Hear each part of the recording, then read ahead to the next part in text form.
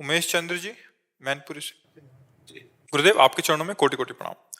महाराज जी, आपके श्रीमुख से सुना है कि महारानी जी के नाम जप से सब कुछ करने में सामर्थ है ये नाम।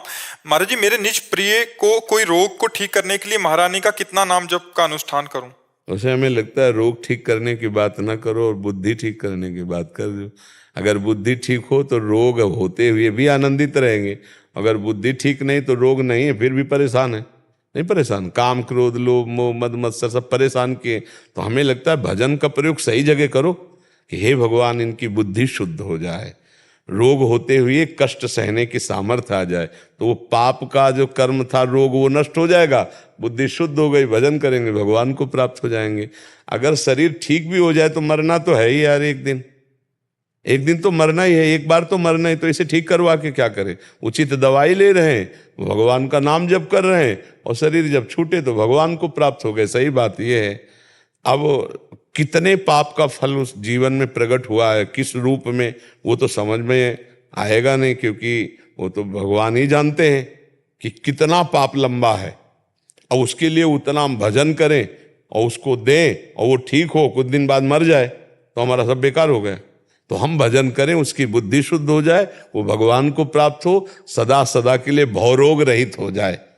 हम उसके सांसारिक रोग को सहने की सामर्थ्य मांगे कि हमारे प्रियजन को इतनी सामर्थ्य दो कि रोग का कष्ट सह जाए और आपका नाम जप करके आपको प्राप्त हो जाए। मुझे ये उत्तम लगता है, ऐसा विचार मांगना चाहिए। जो कल नष्ट ही हो जाने वाला है उसके लिए भजन का प्रयोग हम क्यों करें?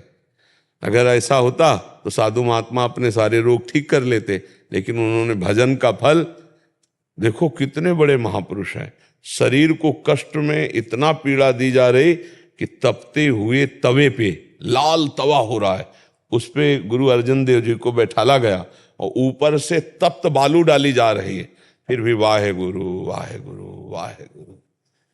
वो इसका प्रयोग इसके लिए नहीं कह रहे कि ये तप्त बालू डालने वाले नष्ट हो जाए, नहीं नहीं, वो वाहे गुरु वाहे गुरु। उनसे आकर के किसी फकीर ने कहा, जो उनके प्रिय मित्र थे, वो बहुत बलशाली थे, शक्तिवान थे, उन्होंने कहा मैं अपने शक्तियों से इनको, उन्होंने कहा नहीं नहीं, गुरु का किया हुआ, वाहे गुरु का किया हुआ विधान बहुत मीठा लगता है, बहुत मधुर है, नहीं नहीं, किसी को कष्ट नहीं देना। ये भगवान नाम जो जप है वो भगवान की प्रसन्नता के लिए करना चाहिए, भगवान की प्राप्ति के लिए करना चाहिए। जो दुख सुख आए उसे सह लेना चाहिए। समझ नहीं पाते, ब्रह्मास्त्र का प्रयोग मच्छर मारने के लिए काहे को करें? ब्रह्मास्त्र का प्रयोग है भगवान के भजन को रोग नष्ट के लिए करे, तो फायदा क्या? भवरोग तो बने हुआ है, जन्म मरण तो बने हुआ है, इसलिए हम भगवान का भजन करें भगवान की प्राप्ति के लिए। वाहे गुरु का भजन करें, वाहे गुरु के पास पहुंच जाएं, जहाँ हमारे सब महापुरुष विराजमान वहीं वाहे गुरु के पास पहुंच जाएं, अर्थात भगवत स्वरूप हमारा हो जाए, हम आवागमन से मुक्त हो जाएं, यही खास बात है।